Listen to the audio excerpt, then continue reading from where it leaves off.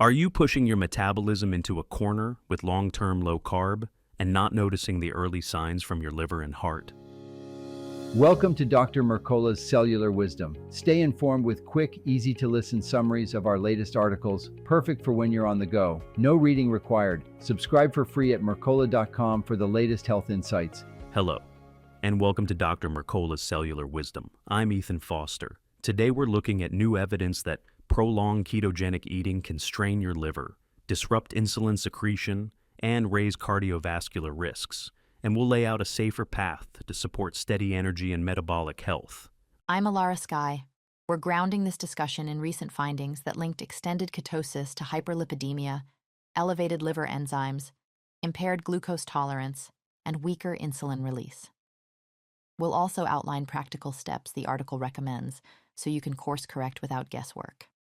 The central warning is straightforward. Treat keto as a short-term metabolic intervention, not a lifestyle. Long-term reliance on fat for fuel increases circulating free fatty acids, burdens your liver, and weakens metabolic flexibility.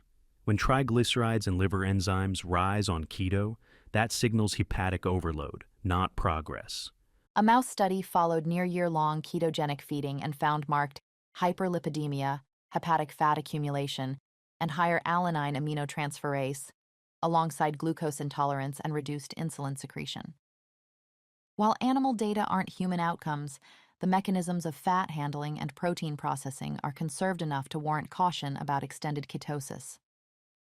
The pancreatic picture matters. Disruptions showed up in beta cell protein trafficking through the endoplasmic reticulum and Golgi, echoing patterns seen early in diabetes. Electron microscopy revealed lipotoxic injury and stress response gene activation.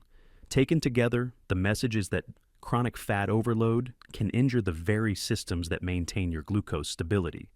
There's also a practical human signal around cholesterol. A Mayo Clinic review described hyper-responders on strict keto with dramatic spikes in LDL and ApoB, sometimes above 190 milligrams per deciliter, with the sharpest jumps in lean individuals. When these participants stopped keto, LDL fell substantially within months, underscoring that diet composition, not just weight, drives the surge. Genetics can intensify that response. Variants affecting LDL receptor function keep LDL particles circulating longer. If you have a family history of early heart disease, or you see an unexplained rise in LDL or ApoB while in ketosis, you should approach the diet very cautiously and monitor lipids regularly. Cardiac rhythm signals deserve attention as well. Early in keto, palpitations often reflect electrolyte losses as glycogen drops, and the kidneys excrete sodium, potassium, and magnesium. Hydration and electrolyte repletion can settle this. But persistent or worsening palpitations, chest tightness, or dizziness call for evaluation, because long-term fat-dominant metabolism may negatively remodel heart tissue and increase arrhythmia risk. The bioenergetic framework explains why pushing fat too high backfires. Your cells need glucose. When carbs stay too low for too long, cortisol rises to drive gluconeogenesis from amino acids. Chronic elevation signals metabolic imbalance and promotes inflammation. The Randle cycle adds another layer. When dietary fat dominates, mitochondrial glucose use is suppressed, keeping blood sugar elevated even without high carb intake. So what should you change? First, moderate your total fat. Keep it under 30% of daily calories. This reduces the constant fat flux that drives hyperlipidemia and takes pressure off your liver and beta cells. If you're overweight, staying well below that threshold can be even more helpful. Second, remove seed oils to cut linoleic acid. Eliminate soybean, corn, canola, sunflower, and safflower oils.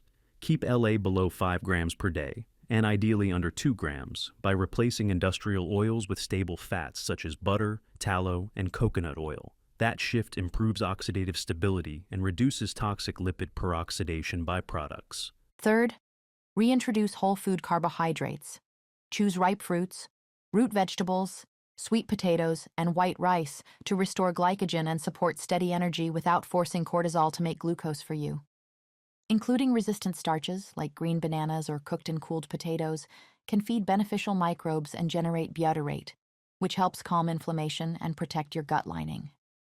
Fourth, get enough fiber, but increase gradually if your gut is irritated. Aim toward about 30 grams. As your digestion normalizes, target 200 to 250 grams of carbohydrates from whole, unprocessed foods to rebuild microbial diversity and mucosal integrity.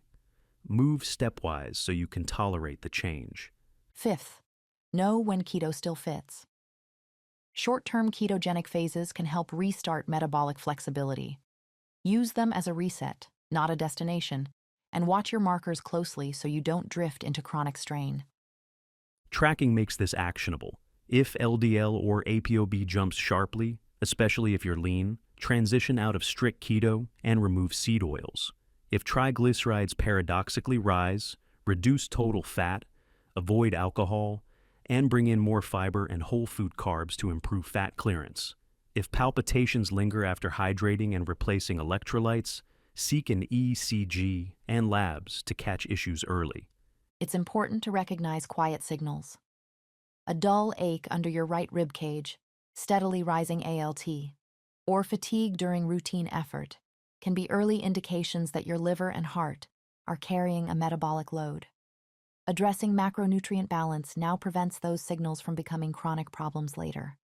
You don't need to overhaul everything at once. Start by auditing oils in your kitchen and what's hidden in packaged foods. Swap in stable fats, add a serving of ripe fruit or white rice to meals where you previously avoided carbs, and observe how your energy, pulse, and post-meal steadiness change over 2 weeks. As you adjust, keep perspective on the larger goal: metabolic flexibility. You want fuel availability to match demand without leaning on stress hormones. That means a sustainable mix: moderate fat, adequate carbohydrate, sufficient fiber, and the complete removal of unstable seed oils to support your liver, protect your heart rhythm, and keep insulin secretion responsive rather than overworked. Here's your challenge. Over the next 7 days, keep total fat under 30% of calories, eliminate seed oils completely, and add 2 daily servings of whole food carbohydrates from ripe fruit, root vegetables, sweet potatoes, or white rice. Track one marker, either ALT, triglycerides, LDL/ApoB if you have access, or simply resting heart rate and perceived energy, before and after the week to see how your system responds. Thank you for watching Dr. Mercola's Cellular Wisdom. We'll see you on the next episode. Thanks for watching. Subscribe now and click the notification bell so you never miss an update. See you in the next video.